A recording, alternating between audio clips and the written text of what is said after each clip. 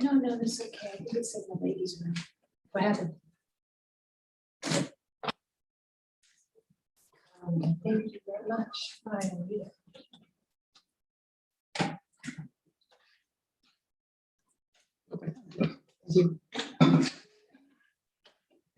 I saw you got a fancy bottle, but I didn't see a fancy bottle of cider, so I didn't know if you needed one.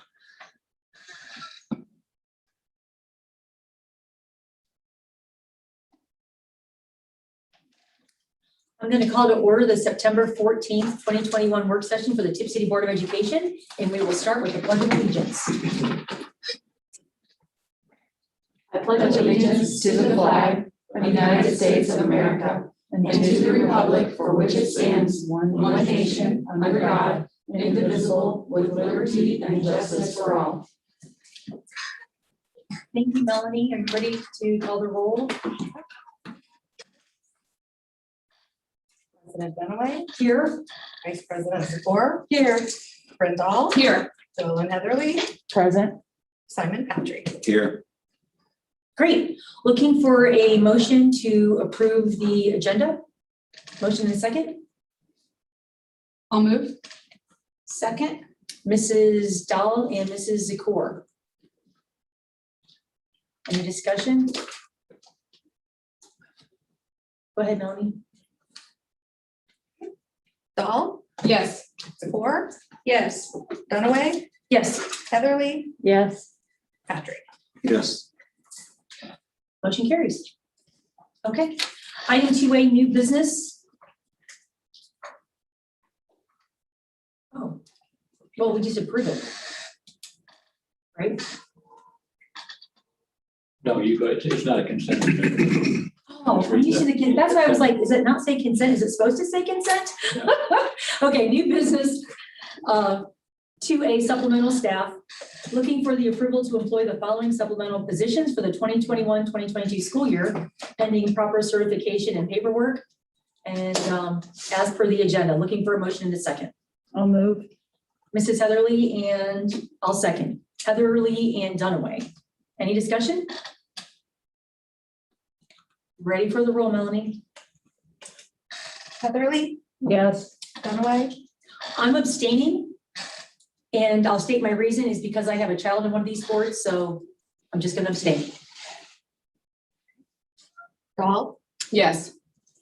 Patrick, Yes. Zakor. Yes. Motion carries. Item 2B, substitutes.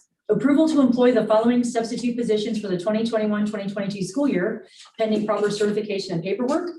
As per the agenda, I'll make the motion. Can I get a second? I'll second. Mrs. Dunaway and Mrs. Dahl, is there any discussion? Ready for the roll, Melanie? Dunaway, Yes. Dahl, Yes. Heatherly, Yes. Patrick, Yes. Zakor. Yes. Motion carries. That takes us to 3A, discussion items, which is the board training. And we are going to be joined tonight by Mr. Britton. And is he in the waiting room, Mr. Bush, or is he not signed in yet? We are a little early. We said 5:15-ish.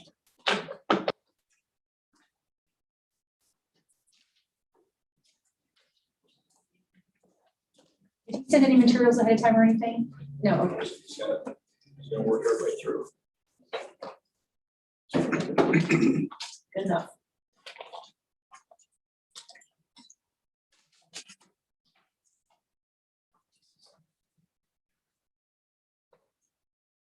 He's not there yet. Okay, yeah, we're like 10 minutes early, so no problem.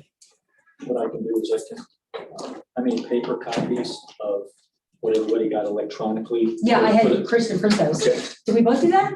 maybe. I had Kristen print them for the whole board. Oh, you got it already? So we have 2 copies. Okay. We need to communicate better. It's okay. Didn't want to kill You know any what, we'll trees. take an extra, because that way we can write on one and keep a clean one, that's fine. Okay. Oh, it's great. Yeah, You want- sorry, I should have copied you on that email, but I just, Thank you. Sorry. at least we're both thinking the same thing, that's always a positive, right? I just didn't know how many people would run copies, and Right. some people can work online and some people would rather My printer at home is broken because we have a new router, so that's the only reason I asked her just to look at. print them for all of us.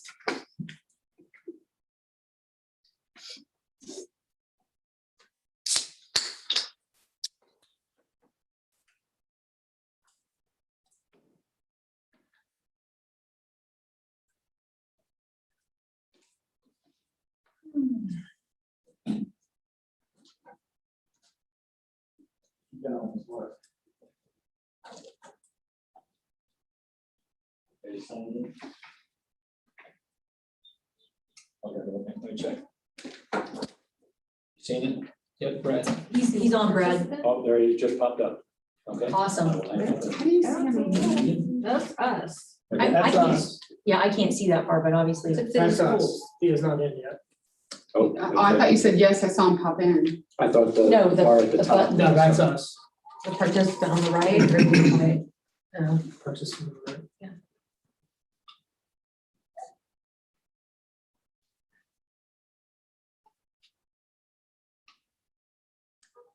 You have to invite him in or? When he comes in, we just allow it. So you've hit the link.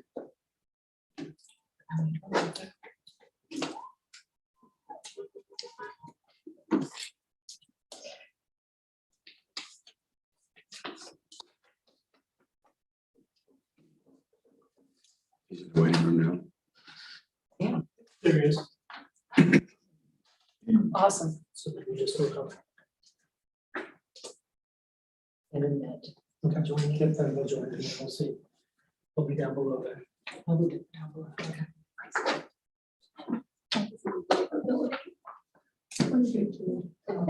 So cute. I just passed on. Yay, congratulations. First time, nice, yeah. Just. Oh, there we go. There it is. Ladies and gentlemen, My pleasure. Can you hear us? Yes. Can you hear me? Yeah, we can great. Definitely hear you. All right.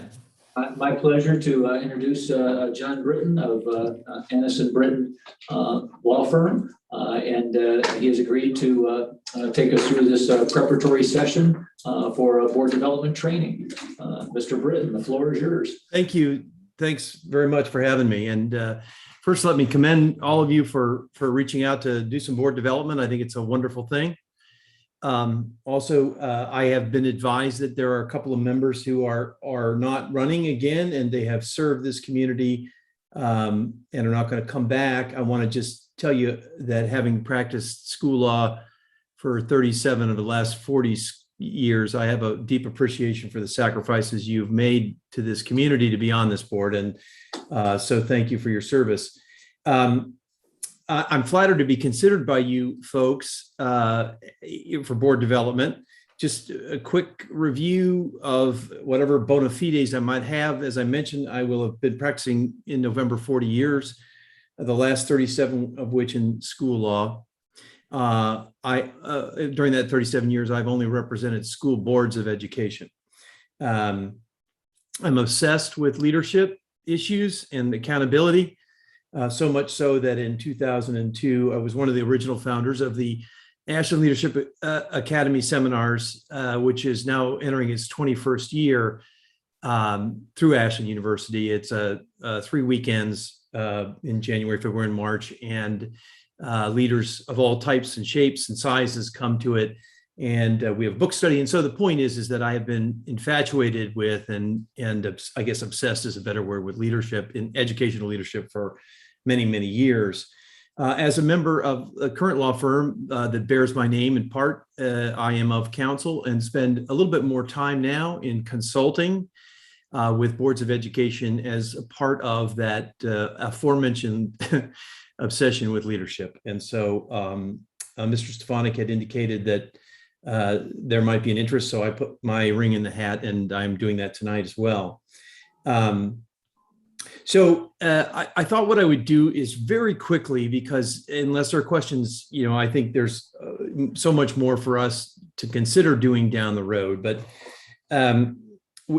because we don't know exactly who we are yet, or at least for much longer, the organism, as I call it, is going to change. And so the organism is that 5-member board, the CEO and CFO, that's what I call it. And every time there's a change to that organism is when I think board development and a return to, for those that have engaged in it, spring training should happen. So if we get a new treasurer, that's a huge part of our organism, and it changes the dynamics. And so it's always good to go back and work with that group And what I'm looking for as both a professional school board attorney and somebody who wants to see leadership.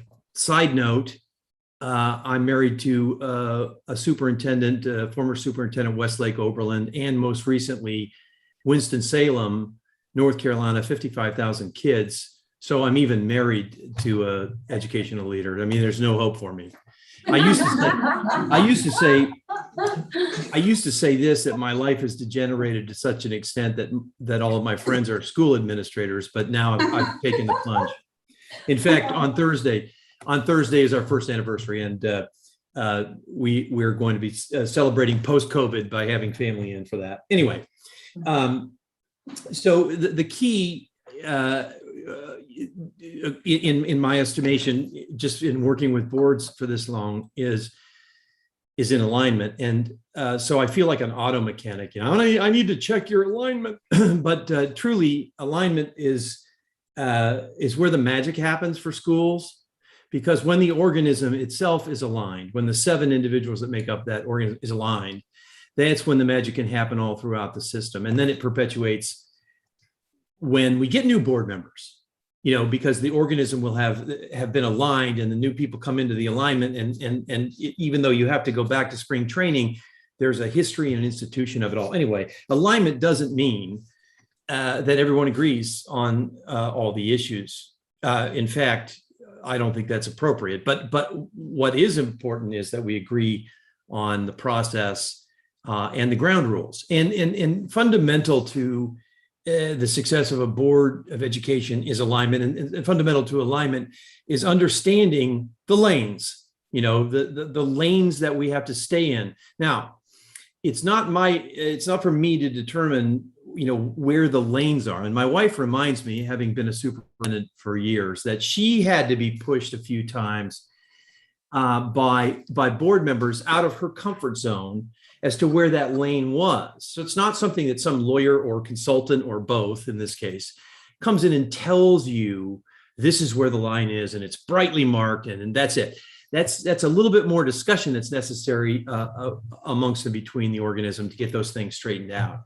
And then when we bump up against a lane, a guardrail, if you will, that's when we have the conversation about whether or not the guardrail still makes sense, or whether or not it applies here, and so forth. So there's a lot of work in alignment and knowing and respecting the lanes for other people. So I've outlined just briefly some of the things that I would propose to do.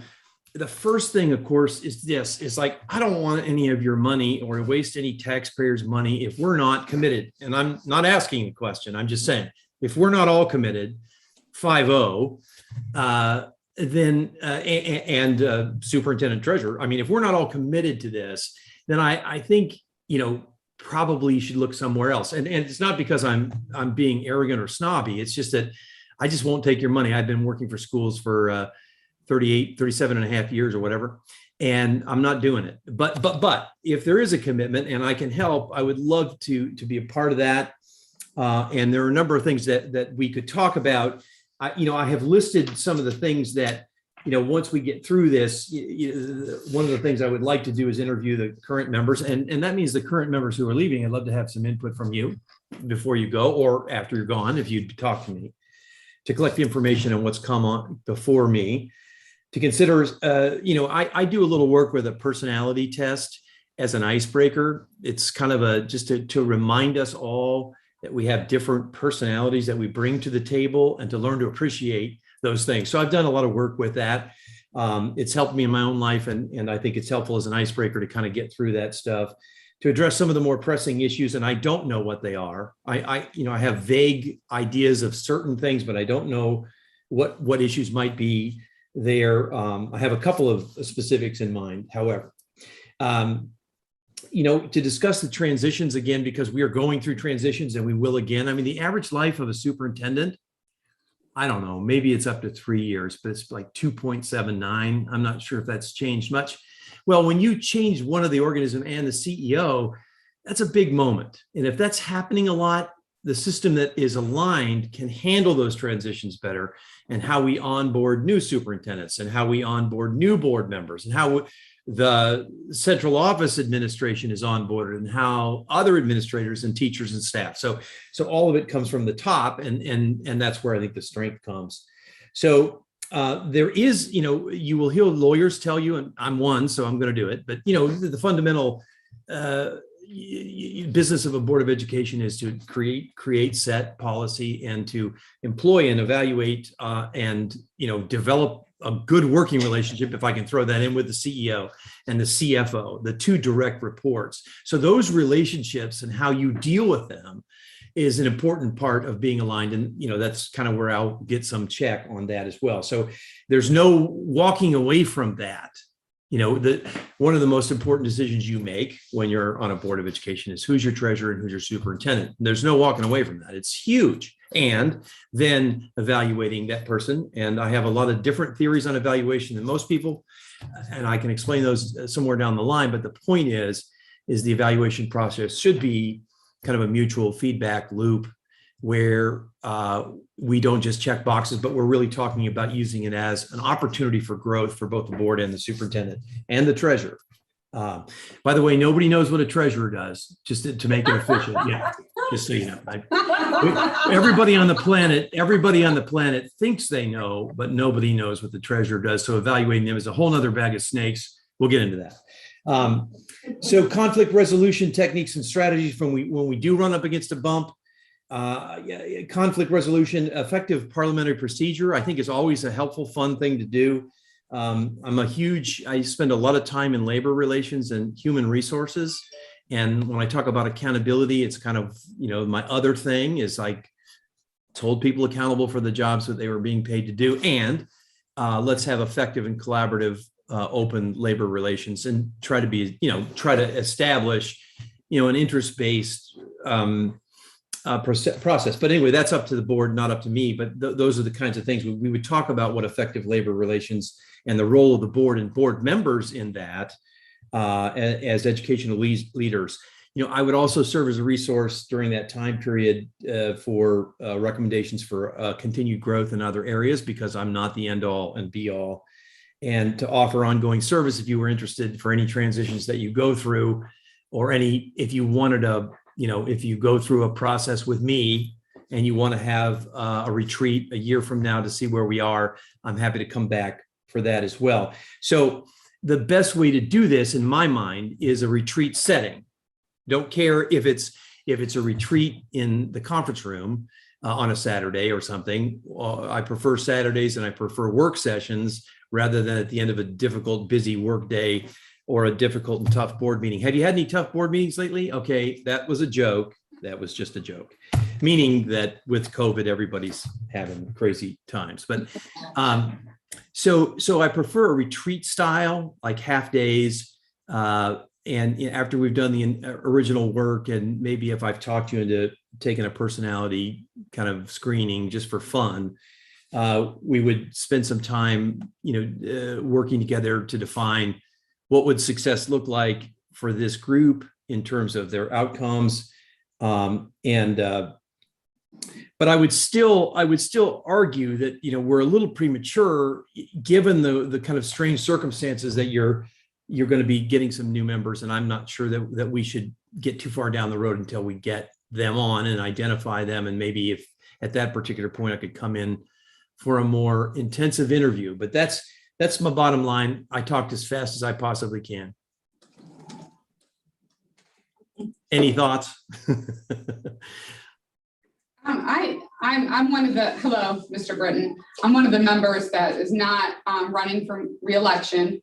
And I just want to say that I don't think it's a bad idea to allow this group a time to really come together and calibrate what it means to be a successful board, what that's going to look like, especially, we're a group of pretty, tough people with strong opinions, and that work could take maybe a little bit longer than under, with different group of school board members. And we have a new treasurer, not a fairly new superintendent. Right. So I don't think it's a bad idea to get started with that work. I would have, go ahead, you talk. You good? I was going to say, are there any other thoughts on that? Yeah, so I agree with Mrs. Dowell because myself, Mr. Patry and Mrs. Zakor, the three of us were elected at the same time. So when we have two new people come in January, the three of us will still have 2 years together. So the majority of the board will be stable. Right. And I think that the way we never really had a time, these 5 of us, to really calibrate, get on the same page. It was always, it seemed like, superintendent search, COVID, treasurer search. Yeah. Political More issue, COVID. political issue, yeah. More So COVID, more- right. So I think that, a little social emotional learning work for the school board would never be a bad opportunity to take advantage of. I'm in full agreement with that, 100%.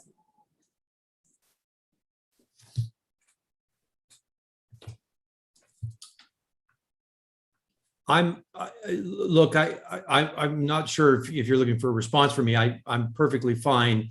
I guess, my experience tells me that, we are going to be investing time and energy into an organism that's going to change rather quickly. But, it is what it is.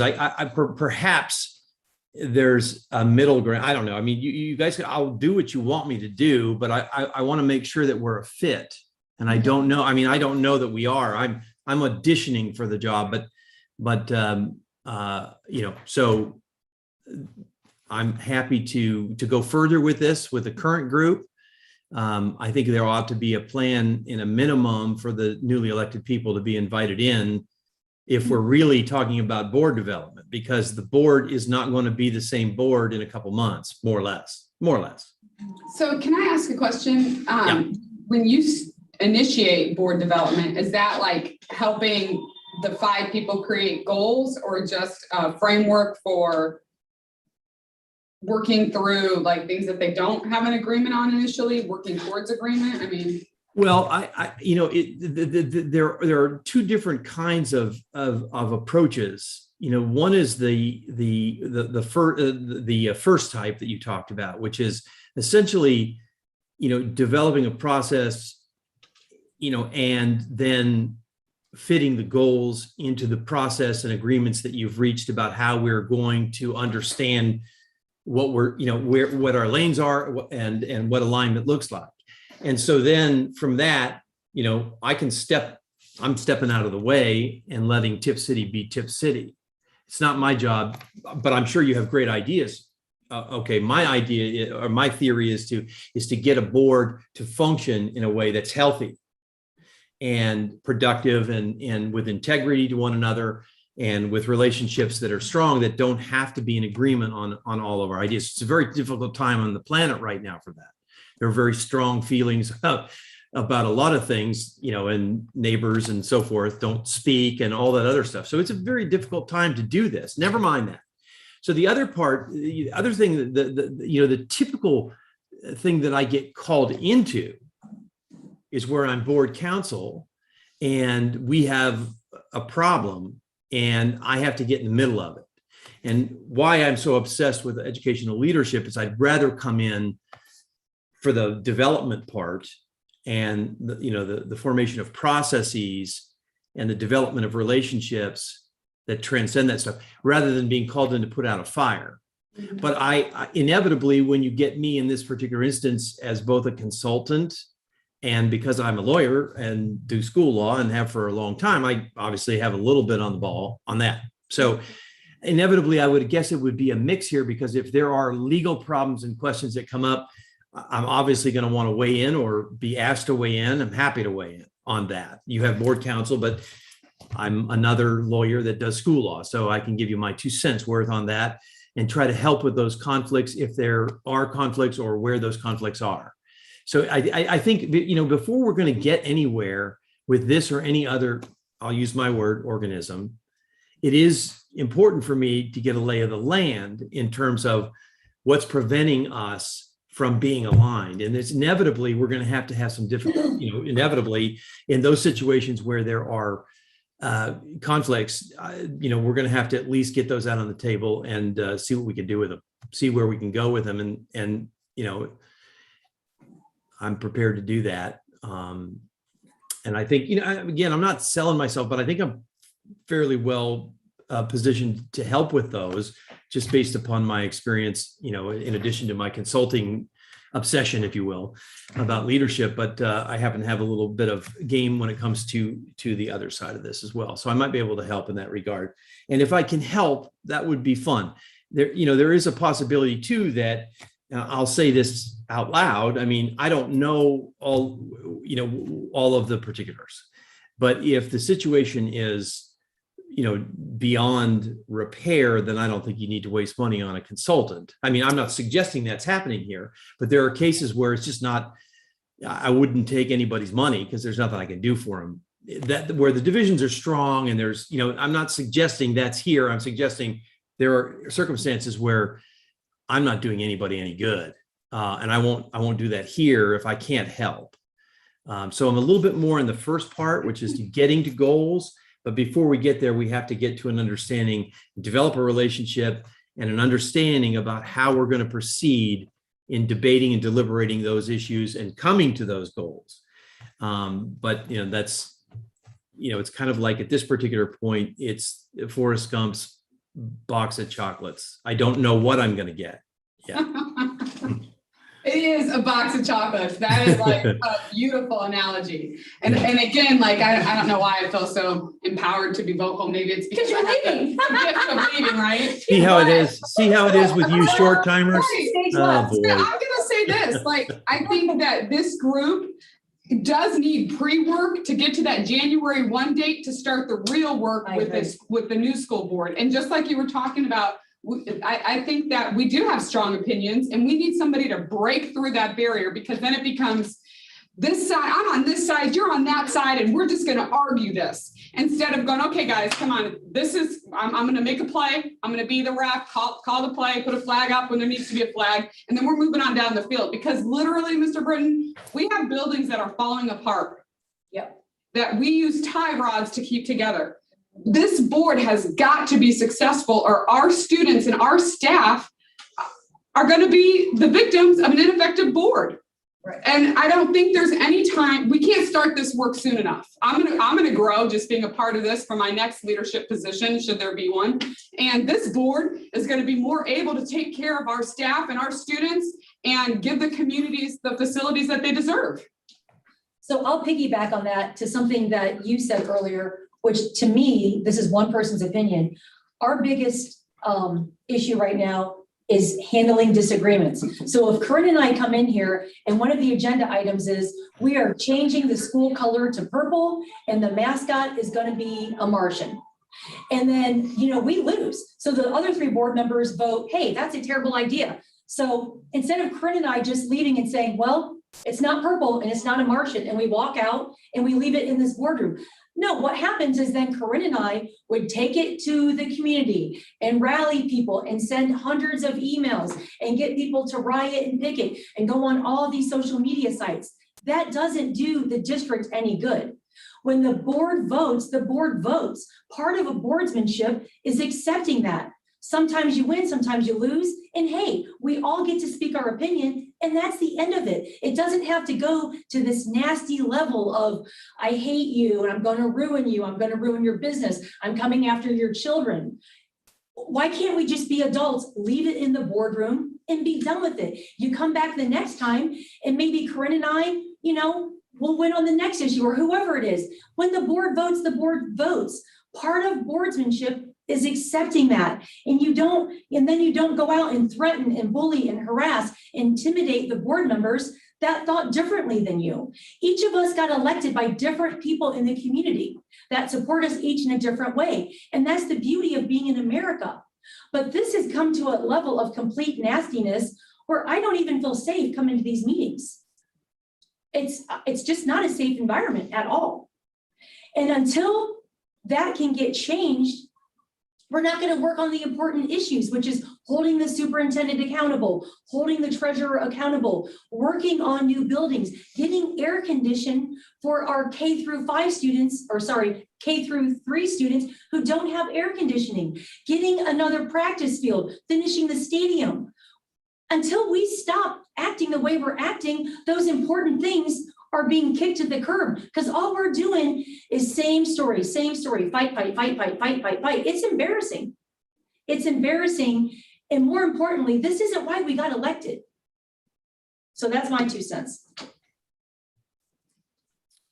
Certainly a lot to unpack there. It's a lot. It's a lot to unpack, Mr. Britton. I think you're the guy to help unpack it, though. I'm going to say that. You're very kind. I'd love to help any way I can. Although, just to be honest with you, it's a fairly tall order. I mean, It is. I get we that. got a lot of work to do. I mean, I don't know. I'm going to check. Hold on a second. I'm looking for my magic wand. Wait. Oh, No, I understand. I understand Please that you. I understand that you have, obviously very serious concerns, and there's a lot there that in what you've said, and I've heard it all.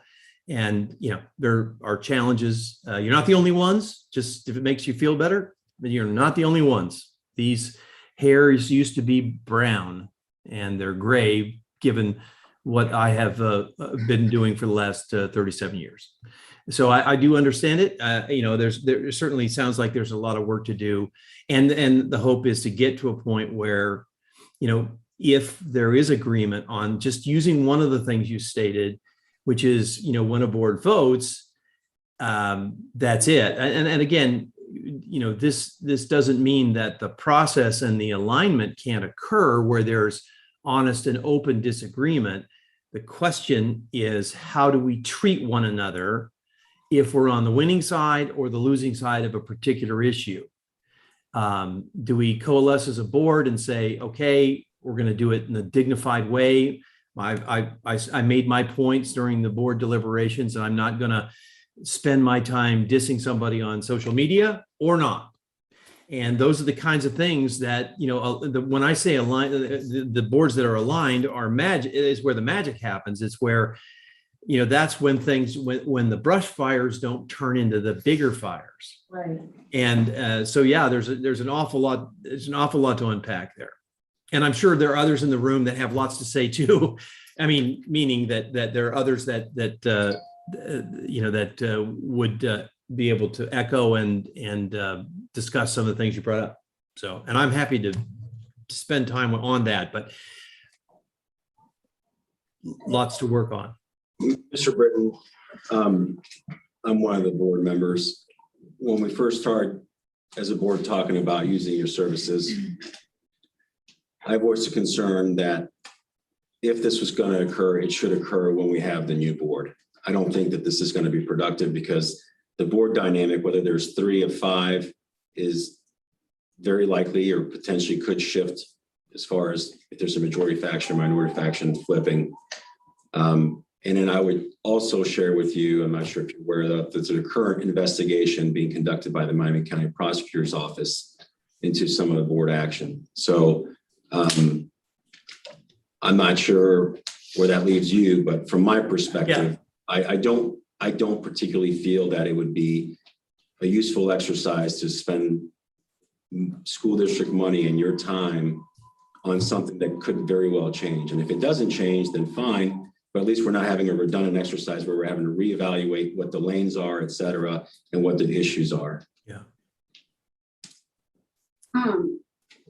I just want to say, Simon, even if you feel like you're a part of a majority, doesn't mean that the whole board wouldn't benefit from working together because, based on some of your feelings about things and, the censure document, it doesn't mean that just because you don't feel like you haven't had been on the best side of a vote, that if people don't feel a part of a board that works together, we're still going to have the same problems. So just feeling like you're part of a majority doesn't actually work for Tipp City Schools either.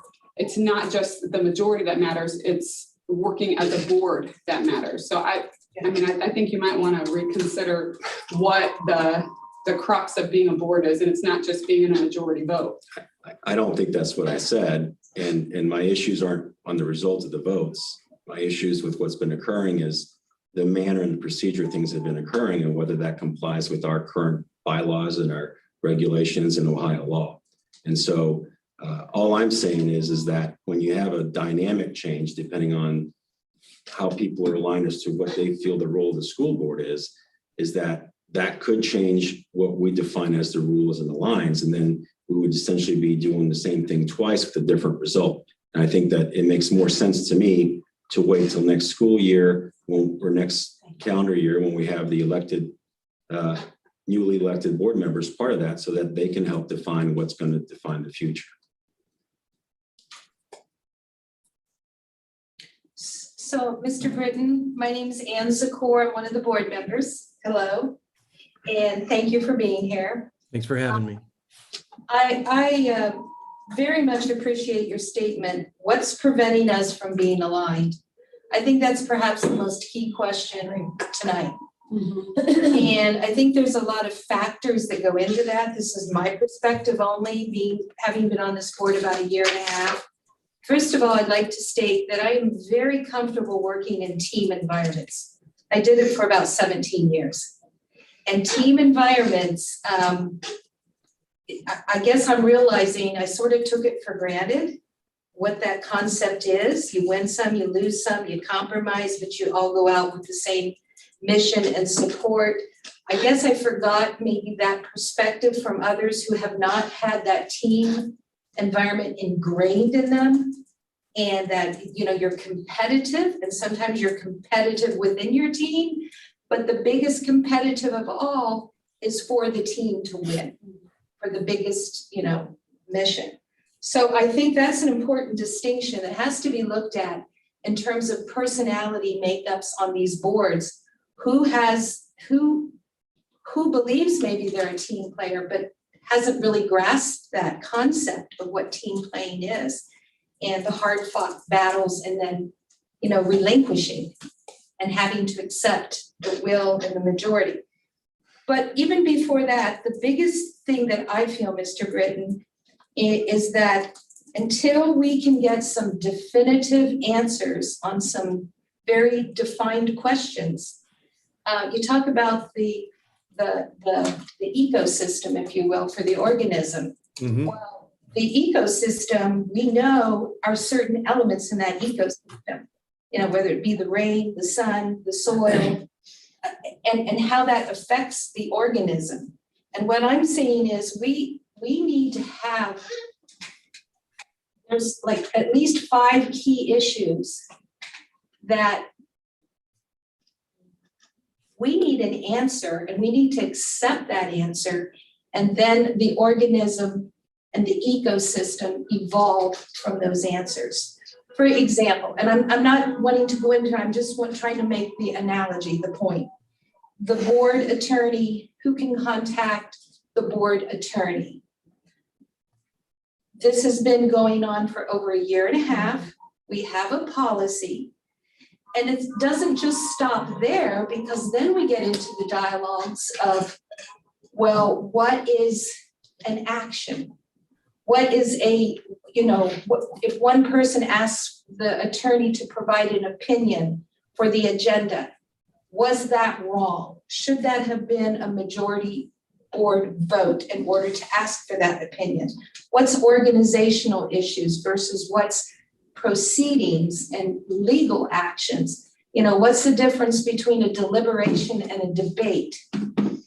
And I think those are fundamental pieces that we need to get firm answers, and then we need to accept those answers as a team. And then I think from there we can move forward into more of a retreat process. That's how I feel. That's helpful. Because, for example, you say, you know, the lane, stay in your lane. Well, when you're in the United States, you're driving on the right-hand side, you know, but if you're in the UK, you're going to be on the other side. So you need to know the rules of the road. And I just feel we need to get some rules of basic governance straightened out with this board and for the future board coming in. Right, and I don't, and I'm certainly, I'm game for weighing in on those issues if asked. Happy to do it. I know that you have access to board counsel. Presumably, you may have discussed those issues with board counsel. I don't know. So if you haven't gotten answers to those issues, and they're not, some of them are not, just the ones that you touched on, the one about attorneys and everything. It's not a bright line thing. There's a lot to be said about it. And I have my 2 cents of how I would approach it, and break it down. And I'm happy to do that as either a part of this process or otherwise. But, the idea that there are, I think you hit on a point that I would make, and that is that we have to decide, if I'm going to be a part of the we would have to decide that there's enough here that is committed to, an outcome in board development that they want to do it. And if you didn't want to do it, I don't judge you and say, oh, well, you're not a good person or everything else. I mean, there may be a number of reasons why it may not be the right time for board development, or that, I might not be helpful in this circumstance. I don't know. I mean, I'm willing certainly to give it a try, but I don't want you to think that somehow, that these issues, if they're not resolved, are going to let us go into a consulting situation where we're doing board development. All I'm doing is wasting your time. I won't do it. I don't think you want me to, but I guess I would determine whether I'm a fit for you too, because I just can't. I've been working for school boards for most of my adult life, and I'm not going to start to take their money if I can't help them. I won't do it. But the more important point is it might not be the right time. It might, I don't know. It might not be. And those issues, some of those issues may be seminal to whether or not you need to go to, to board development, or whether or not you need to let the electoral process or whatever take its course, or the court of public opinion, or whatever that is. You may have to. I just don't know how deeply the battle lines are drawn, and I don't know all of the issues. You mentioned a couple, but yeah, I don't. It would. I'm hearing that there's a lot of work to do to get to the point where we could actually start to do some actual alignment and seeing whether we can get there. But we've got to get some of these preliminary issues kind of worked out. So I'm appreciating you telling me that. Yeah, we need to move past the fact that, I don't like this person, I don't like that person. You know what? We don't have to like each other, but we still need to act like respectful adults and put the district first. So board members threatening to sue board members and, all this kind of stuff. It's not helping us. It's not helping anybody. And the discourse and the rhetoric is very, it gets the central office, it disrupts their day. It's just not a good, right. It's just not a good situation. And I just don't know how we're truly going to get past that. I just, when you've got profanity and name calling, Yeah, it has. I've never seen anything like this. I really haven't. The impact goes far beyond just correct. the boardroom. And, there's a kind of a saying, among school board attorneys, that those are the kinds of districts where we make the most money, because that dysfunction and that I lack get of that. I alignment. totally get that. Yeah, I mean, I don't want it. Money. Whether it's on the front end with training, or whether Yes. it's on the back end with legal services, Right. we're gonna spend the money somewhere. Right. So That's why right. not? Right, why not stop treading water and start Yes. learning how to swim? I agree. Well, And whether we're the 5 in the pool in January or we're not, there's still 3 people that need to learn how to swim, and 2 people that we need to learn to kind of like be the coaches and keep this board aligned. I'm gonna say, I don't think it's, if we start tomorrow, it's not soon enough. I agree. I agree. Yeah, 100% agree. We have to, do what's best for the staff and students in this district. And, I tried to get this board development a year ago because I saw the train wreck coming. course, we had COVID and, I mean, I get it, but it's long overdue, long overdue. So how do we move forward with you? What's the next step? Do we move forward with you? What is your takeaway or recap, Mr. Stefanik? Do you have anything to add? Well, I was going to ask, Mr. Britton, you mentioned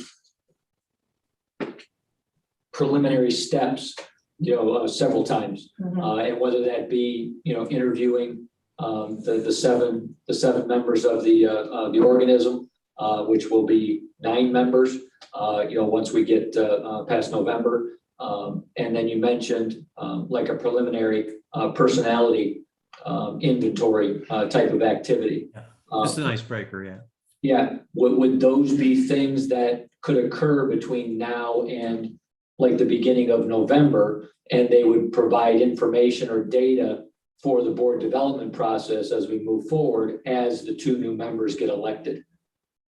Well, okay, yeah, but maybe I could be clearer on this thing.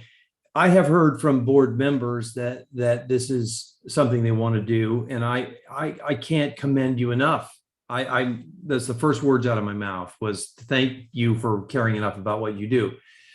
But I may have indicated to you, Mr. Stefanik, and I don't know if I have to anybody else, but if there isn't a unanimity of commitment to do it now, I don't see myself going forward with this. I think it has to be a 5-0 board. And I'm not asking you to believe in one thing or the other.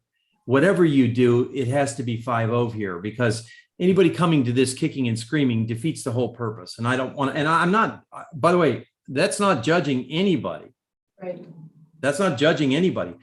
But if we don't have unanimity and commitment, I'd rather wait until I get it and then take it from there. I mean, I think we would be spinning wheels otherwise if we don't have it. I mean, board development with other than 5 people committed to doing it is a mistake for me. Mr. Britton, is it possible that we don't have unity? It's because we are experiencing misunderstandings or misconceptions of process, misconceptions of misunderstandings of policies, state laws, Open Meetings Act, for example. Is it possible that if we cleared up some of those misunderstandings, misconceptions, whatever you want to call them, that maybe we could find that we are starting to have more common ground? Well, okay, so maybe another way of saying that to me is that before we make a decision on whether or not there's a decision on whether we're not going to do this, the other preliminary steps. And I would say yes. I mean, one of the things I could do is interview all 5 board members, the superintendent and the treasurer, and spend some time getting a feel for spending a little bit of time getting some background information. And then in those conversations as a part of this process, maybe it would become more clear that either A, we're fine to go now, or B, it's better that we wait, or C, we're not doing this. I mean, those are the options out there. I mean, it's not up to me. I mean, it kind of could be up to me whether it's me, but the point is that there are 3 options, I think, for the board: is do it now, do it later, or don't do it at all. And those are the kind of things, I guess, and in the course of those conversations, maybe I could learn a little bit more about the issues that you're talking about in terms of, I'm vaguely familiar with the attorney thing. I'd need to know more. I don't know about the other sunshine law issues, but obviously I spend a lot of my time dealing with them. So maybe I can help at least give my viewpoint on those and see whether or not we have the consensus necessary to move forward. It could very well likely be that we do, but I guess, I've heard, and again, I think it was a legitimate point. I happen to agree with it coming into this, which was that we should wait. And then I know the other board member agrees with me. I don't know that everybody is saying, forget that, we're going forward. And that's a good thing to do if everybody isn't on board with that. And again, that gets back to alignment and so forth and so on. But I don't want to seem like a reluctant warrior. I want to help, but I want to make sure that we do it in a way that's meaningful. That's all. I respect that. Mr. Britton, what's your hourly rate for this type of work? Yes, my normal hourly rate for legal services is $3.50 an hour. My rate for consulting is 1/2 of that. It's $175. Wow. So if you're consulting, are you going to be providing a legal opinion, or are you going to provide general rules of thumbs? Well, I'm not in this role as a consultant, and it will be through the consulting arm, by the way, Ennis Britton Consulting. We have a consulting arm, and I'm spending a little more time in my senior years doing that as part of my passion. But you know, I'm not being engaged by Tipp City as counsel. I'm being engaged, if at all, as a consultant for board development. That I have, that I have a background. I'm not going to ignore it. If Tipp City and again, trust me, this is not what this is about. But if Tipp City wanted to go, with my firm to do something, they would pay whatever the rates are for that, for legal fees. But in my work for the consulting, you're not going to get paid. You're not going to pay for what might be my legal opinions as a part of my consulting. That would not be a part of it. It would be all on a consulting basis. And I can certainly give you a breakdown of after we get a little bit further, if we get a little bit further, we would determine as a group what the work session / retreat or other schedule would be, and what the hours would be projected at, so you can take a look at what the cost is and see whether you still want to proceed at that point. But I don't assume anything in terms of A, that you're going to keep me or that you're going to hire me for this, B, that that there's a certain number of guaranteed hours, or it's kind of like we're going to have to build the airplane a little bit while we're flying it. We're going to have to figure out where we are and make decisions as we go as to whether or not it's helping, and if it is helpful, how we'd like to make it look. So from my perspective, Mr. Britton, I just would share that I think that there's the Miami County prosecutor's investigation is into a resolution censure that I proposed on the entire board, not an individual board, but the entire 5 members. In that censure, there were allegations that were made in that are being investigated. I think that investigation will hopefully provide some conclusion as to the legal issues there. And so if you're coming in as a consultant and not providing a legal opinion, because I think that from my perspective, a lot of those items that need to be reviewed or understood are in executive session. That's my opinion. And so the issue with that is that then that would then take you out of that consulting. And then I also believe that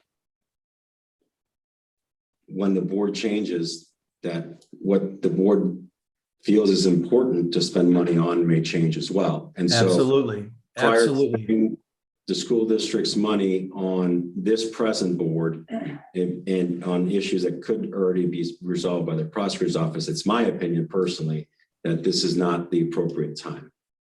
So, Mr. Britton, it's my opinion this is very much the appropriate time, and here's the reason why. Because I feel like fundamentally,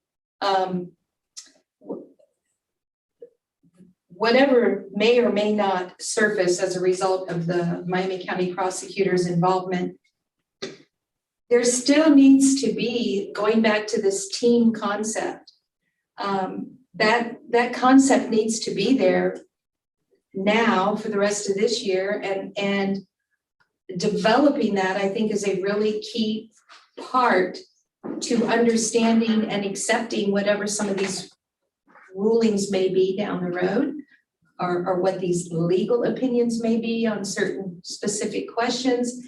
I think that team concept is really important in understanding that we're here to make an entity, the organism, the ecosystem, whatever you want to call it, successful. And that involves having to relinquish some of the I, me, mine mentality, some popularity polling politics that I feel that, you know, maybe we could get into when if it's appropriate under a board development, where you're in this as a collective measure and not an individual, everybody pat me on the back and look how wonderful I am type of mentality. And I feel that this is really necessary for the rest of this year and for any new members coming in as well. And that's where I kind of am hopeful. That's another part that I'm really hopeful on, quote, board training, board development. Do you nevertheless understand the dilemma that I'm faced with in this dynamic is that, you know, I have just spoken my truth about how I feel like there needs to be unanimity of commitment and everything else. And there's a young man who spoke rather eloquently about how this is not the right time for him. So, you know, I mean, we are in a situation where had we been, you know, ultimately, if we get there, and I think you will, I think all boards do get there. Yeah. Had we been aligned, maybe we wouldn't be in this particular spot. But at this particular point, I'd be kind of hypocritical if I said, okay, I'm going to go ahead and do it. I mean, ultimately I want to. I think it's a matter of time. And I'm sorry, I forgot your name. Mr. Britton, it's Ann Zakor. So, Mr. Britton, my question is then in a group then that has to come together as that organism, or I see it more as a total ecosystem. Yeah. Can you allow one to kind of hold hostage the direction and the mission for the rest? I mean, at some point, you know, okay, if I say, well, nope, I'm not going to do this, not interested, and then you walk away, the next person walks away. So basically we stay put. We get in the stay put position rather than an advancing position. Well, I would answer, I can only answer it this way is that, you know, I can't do this differently than the way I do this, but it doesn't mean that you can't find somebody who will. And I'm not suggesting I'm just suggesting that if the idea was to hit the pause button to see what develops before we get into this, and that's strongly held by at least one board member. And I'm forgetting names, but I understand that point of view and say, yeah, if you're not ready, then let's wait till you are.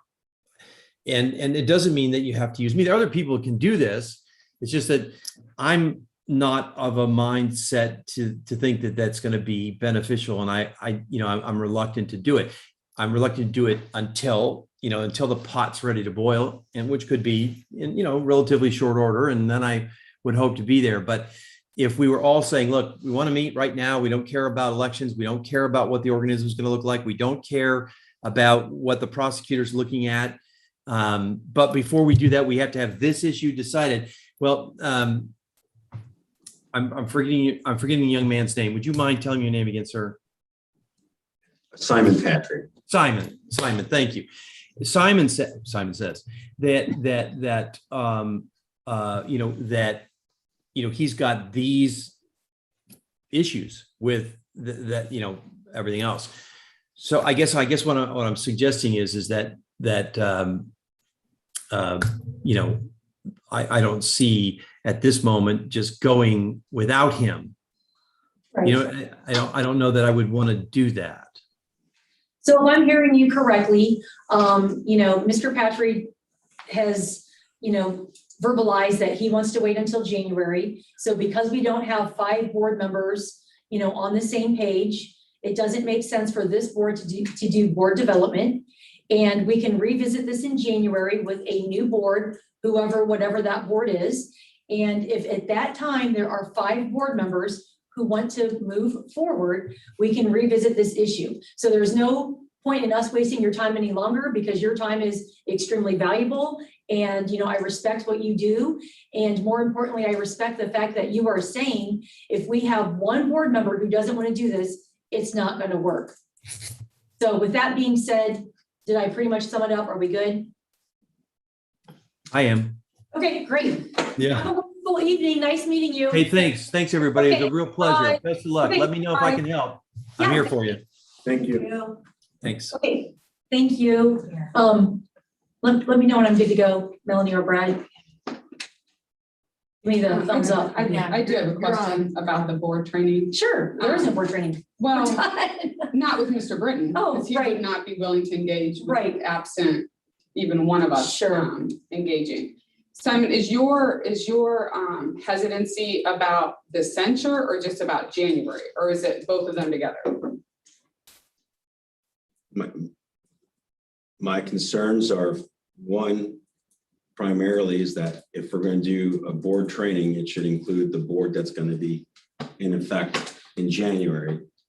And so that they can determine whether they feel that's necessary as well. If anything were to occur prior to that, my concern would be is that we don't have the appropriate board members present. And two, if part of the reason we're wanting board training is to obtain legal opinions as to matters that pertain to the censure, I would rather not spend money on that and let the county prosecutor's office complete their investigation. Doesn't cost the school district any money. Well, your censure is costing the school district money because we're spending staff time on it. So that's out the window completely. I disagree with that The other thing statement. is that, let's just say in January, we're gonna have 2 new members. I think one of them maybe had some experience from a while ago. Yeah. So the laws have changed so much in regards to school that I think you're gonna be hard pressed to find a new school board member that says, nah, I don't need training, I'm gonna wing this. I wish I had been offered training to start with, and I did attend, and I know Joanne attended with me, I did stuff too, offered by the OSBA, but Right. that's really theoretical. Like, Right. if this happens, then your school board may do, everything is, well, it kind of depends, you gotta look back to your policy. Everything is just, well, you gotta look, there's nothing specific. Right. Where this training offers something specific that is created by this group. Right. In addition to that, we know how hard it is to schedule stuff. So even if you're saying to Mr. Britton, January, we want to start getting on your calendar, I don't think it's too early to start planning that. And then, hopefully Simon's censure will be, whatever that outcome of that will have happened. We'll know in November the outcome of an election. I don't see any benefit to Tipp City Schools to delaying the planning of board development. It's got to happen. And I'll just throw out there for the board's consideration that, when you referenced election day, there are boards that once the decision is made on that election day and the results are certified and you've identified the new members, Right. at the very least, they invite the members or the newly elected folks to be sitting in the front row for the November meeting Sure. and whatever happens in December. And so if the board was open to, at that time, starting the training process, you could have the back part minus the holiday at the end of November, and then whatever's in December before the holiday as possible times to get started, so you wouldn't have to wait till January proper to the organizational meeting to start doing some prep work. The issue I have with that, Mr. Stefanik, is that you're going to have 2 new board members that are going to come in who may not agree with spending school district money on this type of training or define the type of training differently than is currently anticipated. And so they will not have a vote on that until they are officially starting their term. And so I think that the time for this is after they have begun their term, after they've been elected, they can weigh in as to how they feel about it. I'm not going to try to guess what they desire, but I do believe that, in my opinion, what they may ultimately decide is more important than what this current board decides, because they will be the ones that will be having to pay the bills that follow and having to either redo or redefine what occurs prior to that time. Well, I just think, like was stated before, either you're going to spend the money developing a board or defending a board. And I'd rather spend that money developing a board because that is a direct benefit for our community than defending a board like we've always been putting out fires instead of being strategic. And as somebody who's just going to be a community member watching from the grandstands, Right. I know that I can speak to the benefit that this board and thus our students, thus our staff will have being developed. And I can't imagine anybody running on any platform saying absolutely will not develop the skills and ability of a school board. I don't think that'd be a very smart platform to run on. Because anybody who's watched any of our meetings knows that this board, and not just Joellen and I, but this board, all of them need development. I wasn't sure if Mr. Britton had been apprised before we assembled today. I think that what transpired just now is probably systematic of what happens with our board. I didn't give an opinion either way because I'm not sure if he even realized what was going on outside of our board meeting right now. It seems like. He wasn't. Right, clearly he does, yeah. I'm not sure if he could hear all that going on. I don't think We so. have a pretty loud group outside that seems to be wanting our attention to pay attention to how to keep schools open and keep students safe, which seems like a much greater priority right now to all of our stakeholders, rather than how we can play nice with one another. And when we can do that, I'm not against investing. I think there are some things that Mr. Britton could be doing now, such as what I heard is interviewing, maybe some personality profiles that we could all partake in that. That seems like a pretty, an easy investment at this point. I think he would quickly pick up on what some of our issues are, but That's a it great seems somewhat, I think it's not going to take long to figure out that what the perceptions of our group dynamics are and how fractured we are. However, it does seem a little bit indulgent to be talking about trying to fix that when we have people right outside our building trying to tell us how to fix a bigger issue, which is a more pressing issue, which is how do we keep kids safe and in school? I don't even think he realizes there's a camera in this room right now, because they're not capturing what's going on with Mr. Britton and us trying to plan when we're going to do board development. This camera is here so that we are addressing the bigger issue that's going right outside the doors that we're all listening to. It seemed like a pretty big distraction. So I had a hard time investing maybe in, should we start this now? Should we start it later? Some of my, I didn't contribute anything because I will go all in to participate. I'm not against us having board training. I will contribute whatever I can contribute. I also understand if it is probably better for me to step aside from that so that the remaining board members can embrace the new board members. All of us could be part of that. I'm okay with that. I'm okay with it going either way. I'm just not sure if he realized what was going on with the dynamic in here, which is a dynamic that I think happens a lot. Simon expressed something that didn't go along with the three of what you were wanting.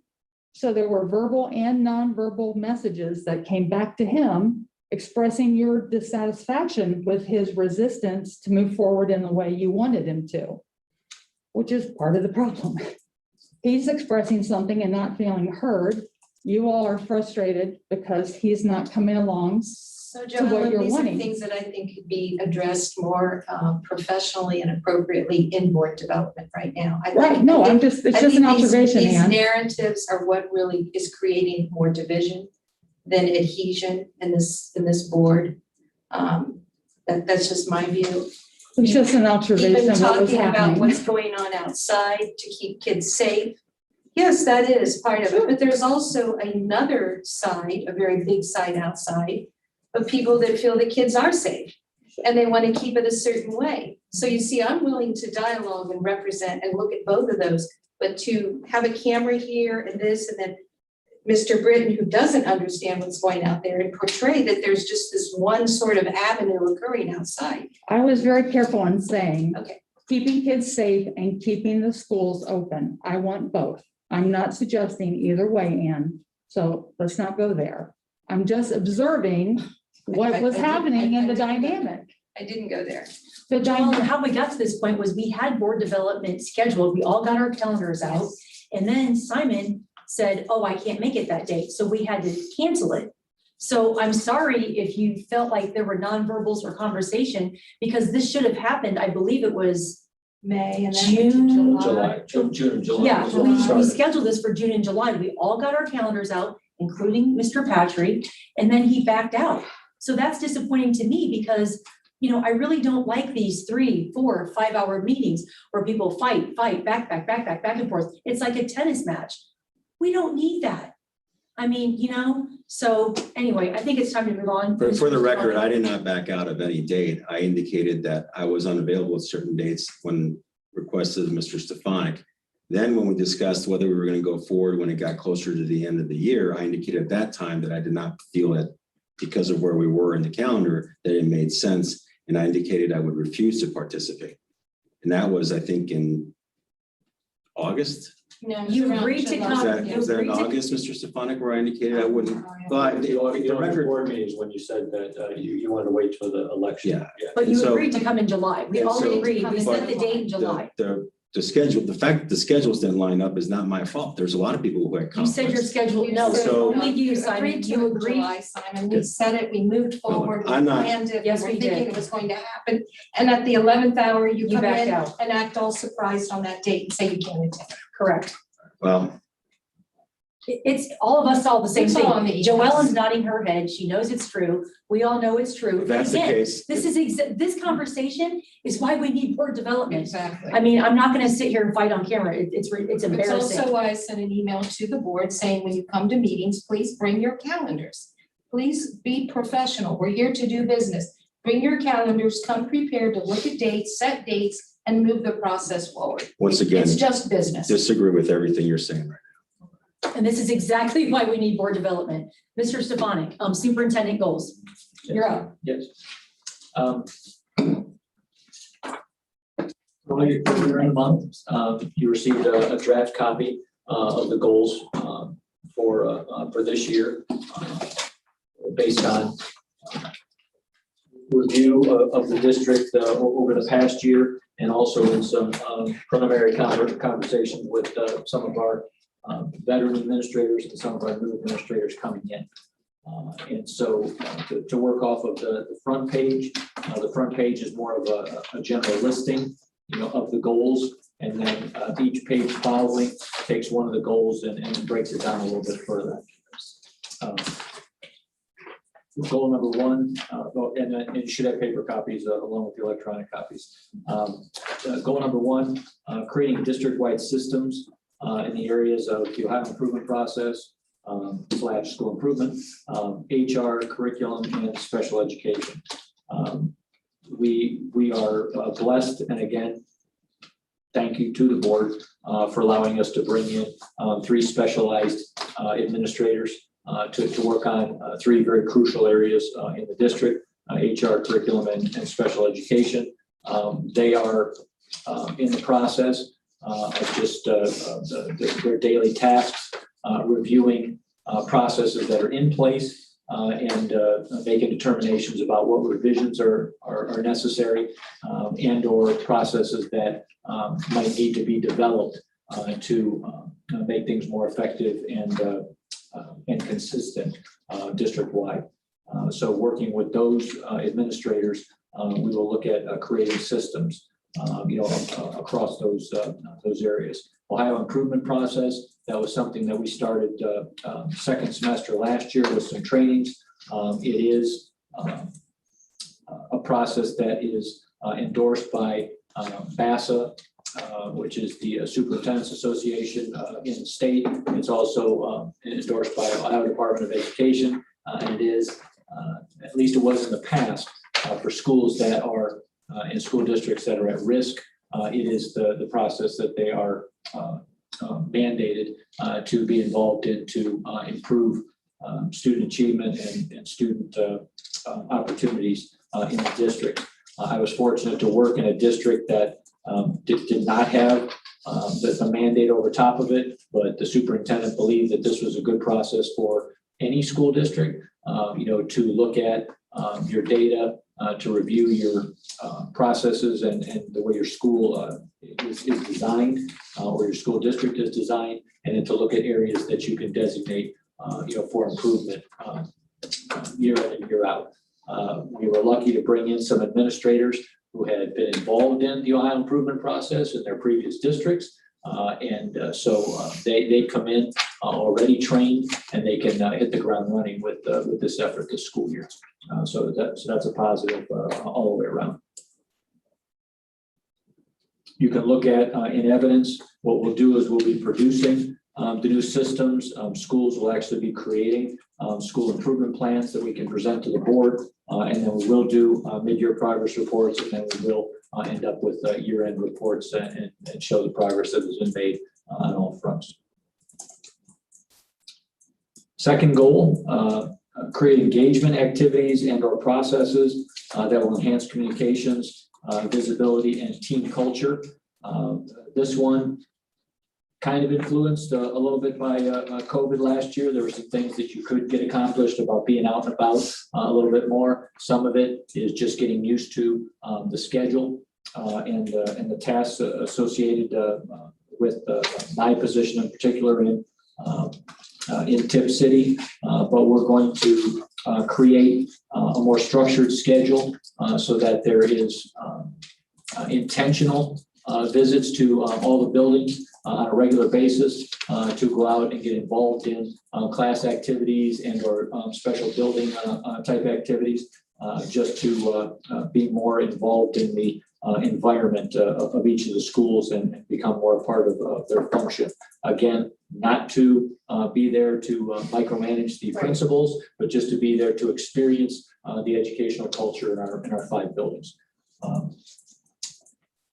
Work to create or recreate superintendent advisory councils. I'm going to use some of the veteran administrators in the district to review how superintendent advisory councils have worked in the past and see how to design ones that will serve us into the future. The first goal of that would be to, or vision of that is to actually have a staff advisory council and a community advisory council. And the community advisory council might be a little more time sensitive in the planning or time.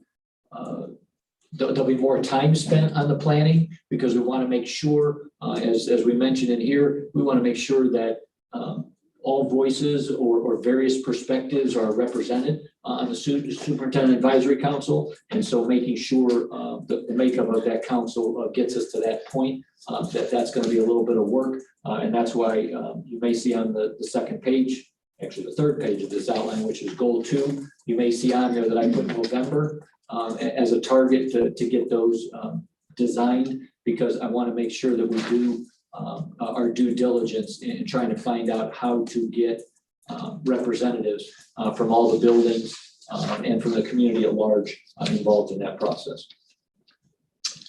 Communications, again, be working with Ms. Robbins and others in enhancing our communications, trying to get communications out that might meet the needs of more of our community members. I appreciate community members and our staff members making suggestions and providing input as they have already. And so we'll look at ways that we can enhance communications. And one piece of the communications plan, will be, it's kind of like when you live something, you don't realize what you have.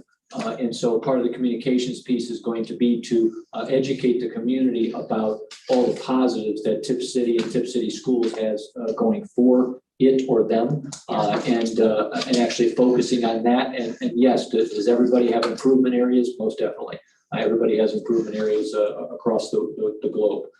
But at times, the focus on this doesn't work well, we're upset about this, we're upset about that, it completely overwhelms the accomplishments and the things that are going on inside the schools. And so there has to be a little more balance in the communications and the reporting of what goes on in Tipp City. We will work on the areas that need improvement, but we really have to celebrate some of the stuff that Tipp City has and definitely the accomplishments of our students and staff members. So again, with that, there will also be mid-year reports and end-year reports on those processes as well. Then the third one, third goal, definitely not last and not least, create a facilities process that will result in, I put in a bond proposal that's open for revision, but an effective facilities design for our students, pre-K to 12. To make sure that all of our students have the facilities they need to learn at the most effective rate and to create a comfortable learning environment. So again, some of the evidence pieces in that we have, setting a timeline so that we can take care of data gathering, we can take care of gathering input, we can give the board time to process all the information that's being presented to them, and then actually creating a bond proposal that will be accepted and successful for our community. We'll have facilities committee agendas and minutes and proposals. We're going to contact OFCC for some guidance there. We're going to be involved with some consultants, some that Tipp City has worked with quite a while as far as finances go and bond development. And we'll be getting all those pieces together.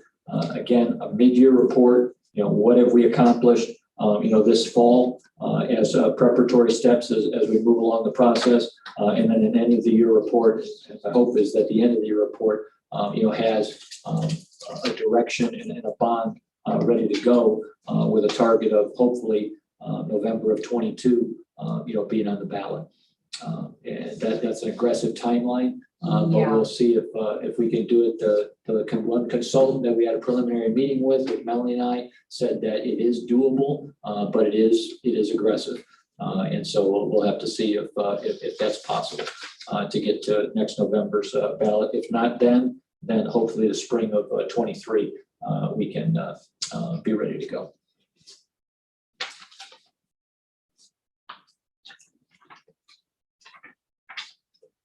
Again, these are in my mind when I sent them to you electronically, and even now these are in draft form. And so if you have some suggestions of some things that you would like clarified further or some other areas that you would like addressed, please let me know.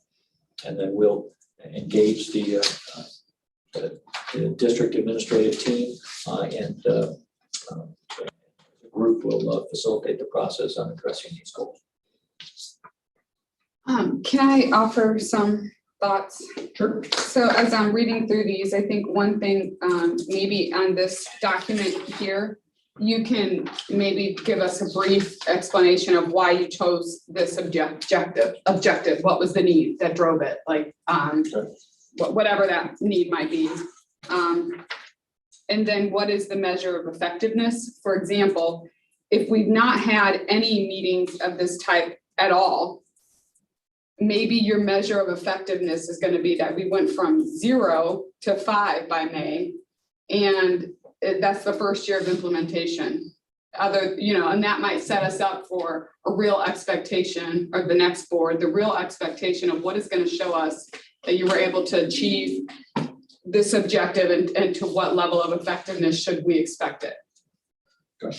And then I love on your objective 1 for the people responsible, it looks like a superintendent managing a team. Right. And then on the other ones, I'm not sure if you intended to, or maybe you're just really excited and engaged in these activities, just because maybe that's your passion, but you put yourself down for so many of them. I'm just wondering if that's a lot to put on yourself, if maybe, you can't share some of those responsibilities. That's But again, that's just a suggestion. you Well, know. sure, yeah, well, the reason I put that on there is that, You're gonna be busy. well, it's part of the goal setting for the superintendent's evaluation. Yeah. And so some of those things where it says superintendent, it's really gonna be the other administrator driving the process, but then the administrator comes in and gives me updates. Got You it. know, That how sounds how good, well that's working.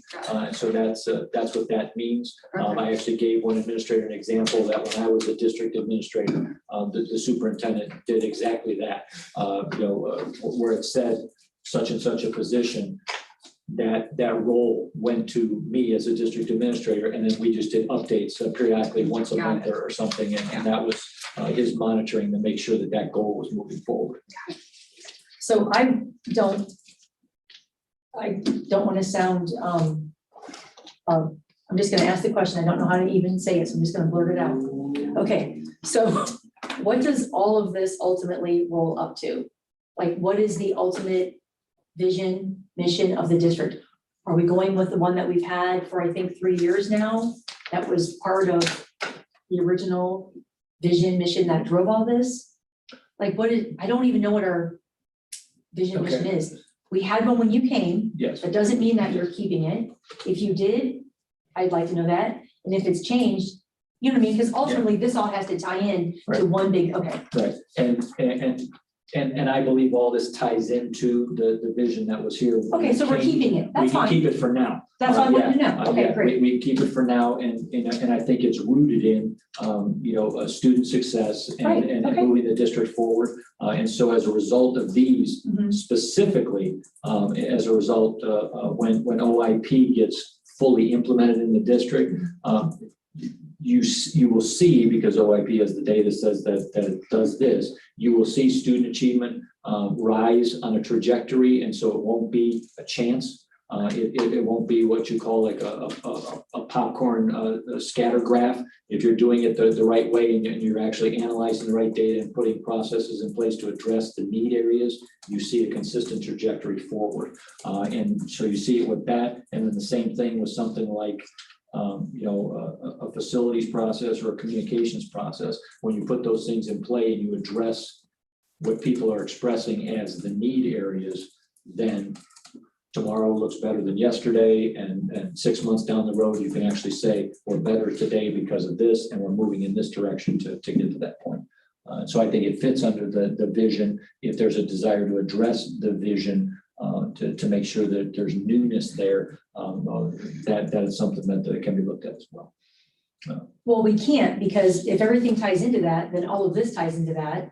So Right, we have to change everything. Right. So for now, we're just going with Yeah, it. Of yeah. course, it's a document that's fluid, it can be changed. But changing that would also tweak all of this. So for now, we're just going with what we currently have. Yes. Okay. We designed these under that. Perfect. I thought these looked great. Thank you for putting them together. I don't know that I would agree that there needs to be any investment in figuring out a mission and a vision and all that. We have all that. I'd rather see more investment in the, in the development that moves us along. And I think, as you're suggesting, implementing some of these improvement strategies will then help the district to either adopt a new vision and mission or tweak it, but I'd rather see, that more of these outcomes are achieved.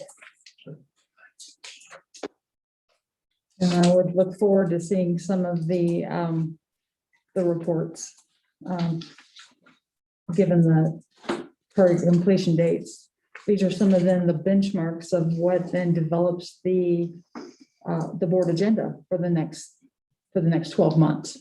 So you're already inserting these, expectations to be routinely reported upon.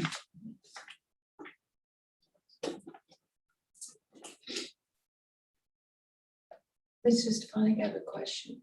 Okay. On your first page, number 2, create engagement activities, processes, okay. Yes. Mid-year in the second box there, mid-year report. I noticed over here looks like it's January 2022. Is that what you're referring to for a mid-year report for that number 2 objective as well, January of 2022. Yes, yeah, typically, it's what I'm used to, is just focusing at semester time. And with our board meetings at the end of the month, that puts us pretty much right at semester time. And so that's usually been the target for a mid-year report.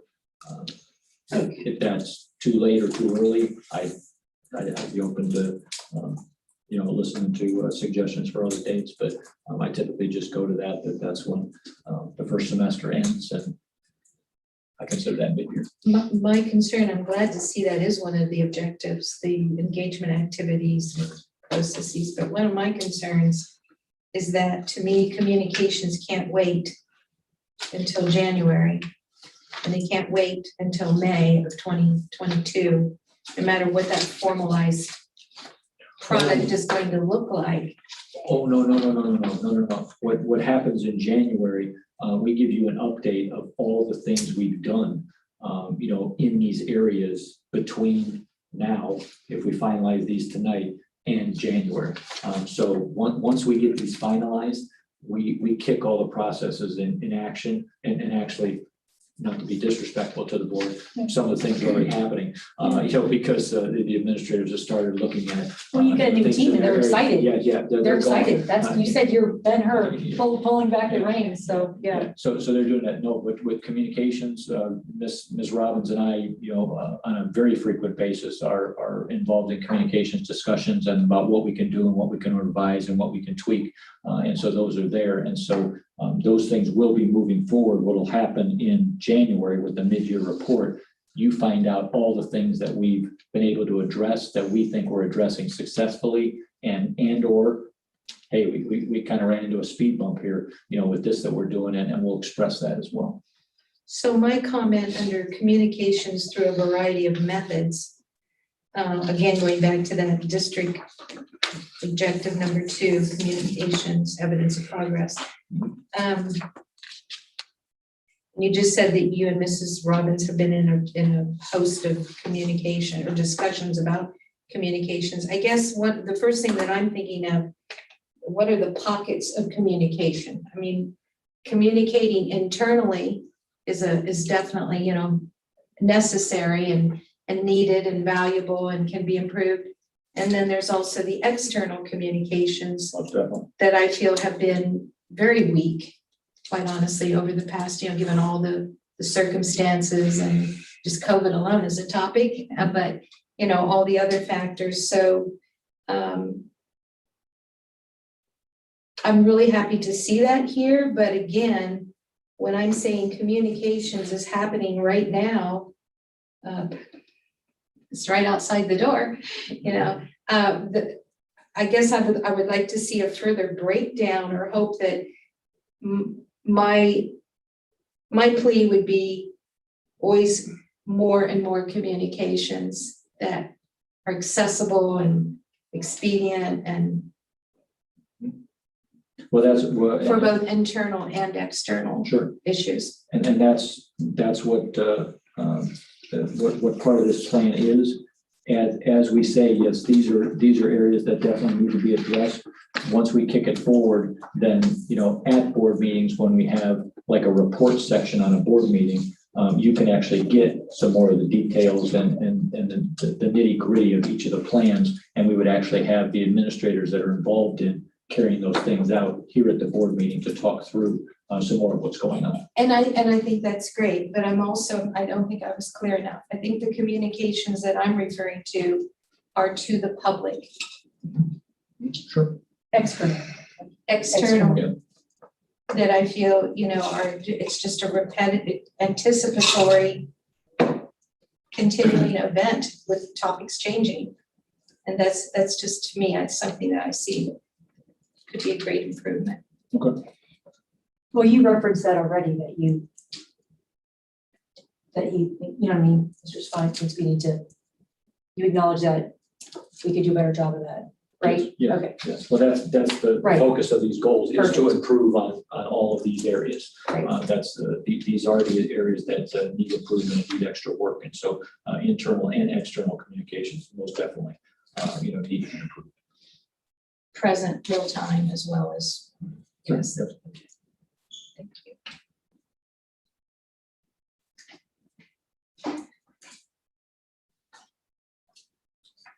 I want to actually reiterate, something that Teresa said. If you don't like the vision and mission statement, change it and Yeah, make it change it. something that you believe in, because I don't, especially a lot of these talk about culture and stuff, and, it depends on what the vision and the mission is. Right. I think And so. all of these objectives should always support a vision and a mission statement. And if, I don't think it's a little thing. I think it's a very important thing. Oh, yeah, I think the vision and mission is the most important thing we can do as a district, because every time we hire a new person and you think, here is our district vision and mission, and you interview somebody, how are they gonna, do they believe in our vision and mission? What are they bringing to the climate and culture? And sometimes it's just not a good fit. Like somebody could say, hey, I don't really believe in that. That's great, because we don't want a dissatisfied employee. So I agree with you, Corinne. It's the most important thing. It's a big thing. It drives everything. It should. It should.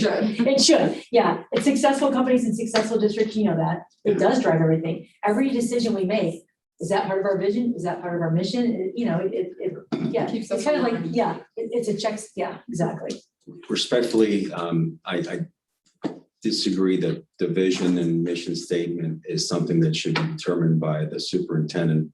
And I think that if we are going to alter the school district's vision, the mission statement needs to be thought about carefully and with input from the community and its stakeholders, including students and parents. I believe that the current vision statement was the result of a lot of work that did just that. It is the primary kind of directing force of your organization. And I think that you're a great superintendent, Mr. Stefanik, but I don't think that's one board members or even the board's purview, or at least shouldn't be. I think it needs to be a collaborative process with the entire community, the school district, parents, teachers, and the entire board. Yeah, I didn't mean, when I said change it, I didn't mean like go in your office and rewrite it. I mean, of course. Right. There's a process. Right, and how vision, I'm sure Yeah. this isn't your first rodeo with that, so you would Right. know to collaborate and create that. So I didn't think I had to micromanage that statement. Right. I knew what you meant. I Thank mean, you. obviously it's a process. Right. And again, that could be definitely a byproduct of when we get superintendent advisory councils, together. That could be the beginnings of the conversations, to do the vision and mission, and it still fit what we're trying to accomplish in the Tipp City schools, and that could be the beginning of the input process, and then look for complete community, involvement and engagement in the process. Well, myself, Mrs. Dahl and Mrs. Heatherly were part of that original. So your names in the It book. was a very long process. Very collaborative. And I don't even want to guess how many hours Right. I sat in this room, but yeah, it's And if you it's a gave long me- process. If you gave me a few minutes, I could tell you what committees you're on. Yeah, climate and culture. Yeah, But you're academics. Was that? Yeah, you're academic. How did you ever get that? Of course you were. You're a staff. Are you not I speaking at Capitol Conference do again? not You're have academics. your memory. I do not have your I do have memory. a good memory. I'm not sure anything would have prepared, there was quite a bit of investment. There was, a lot of support to develop a strategic plan. I heard a lot of comments about, we don't want this, we want it to be active. We don't want it sitting on a shelf after putting all this work into it. But I guess we really have sort of strayed from it because COVID, I'm not sure we were planning on COVID to begin with, nor have we revisited it since COVID. So I think what I sense is it is important to have a good vision and mission, but we want to see action steps. And so I sense from what you're saying and from what I'm hearing from this board is it's time to get moving to advance the district, to address facilities, to address academics, and to address climate and culture. Mhm.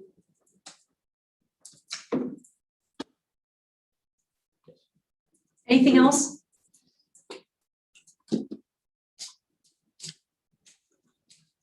Mrs. Fox, any input? You're the treasurer sitting down there. Would you like to say anything? Do you have anything to add? I definitely believe in I think the OIP is that the BLT and the DLTs and everything we're getting ready to set up for all Yes. the meetings. That's Yes, definitely, lot when I of came from letters thrown Northridge around that schools, process. Northridge has been a part of that program for a while. You know, I don't know what drives that, just the grade card or what, but it helped. Just the unit of the staff as a whole, it really helped. And so I think it will. I think it's gonna take some time to get involved and get everybody going in it. But I do think that's gonna help. And as far as communications, I mean,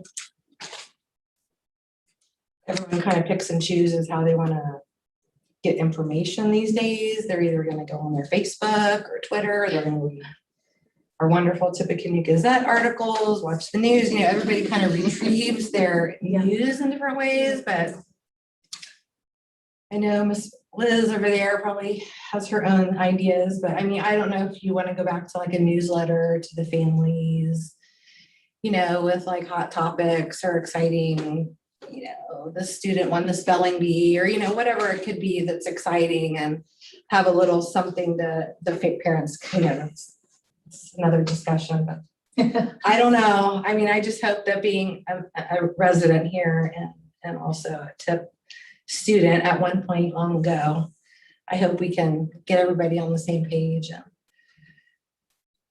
I just hope for the best for our district and our Red Devils. That's all I can say. So I hope that, you know, whatever the board becomes and all these things that can happen with facilities. And I just hope that it's a positive, great thing for our community. So, Right. and I hope for the best for our board, because I know the changes will come, and I just hope it works out for our district. So that's all I can say.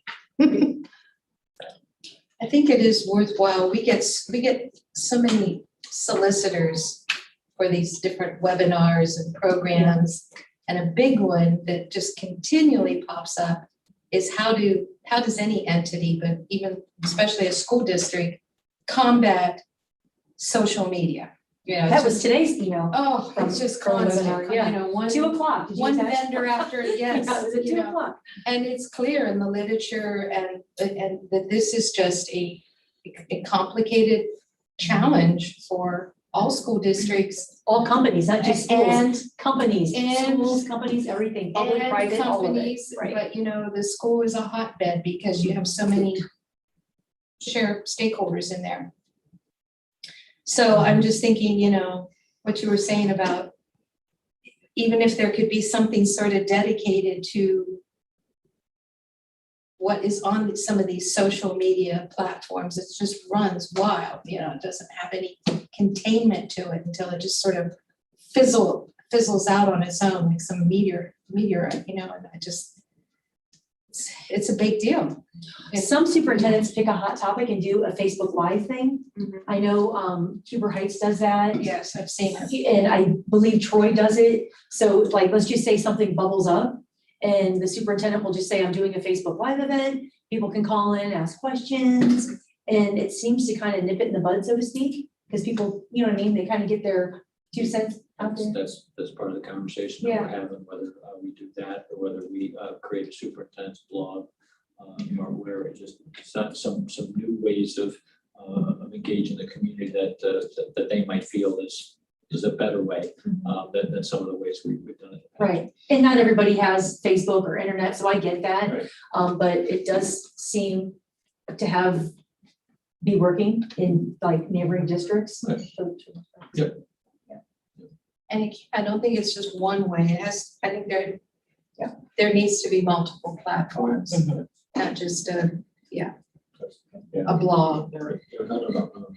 For a variety of methods, that's the reason that phrase is there, that you gotta hit all the different areas, because as. Smoke signals. Well, as Ms. Fox said, Yeah. there are people that still rely on the daily paper, or the Right. weekly paper. That's where they get their information. You go there. There's some folks that rely on our friends in the TV media market right here.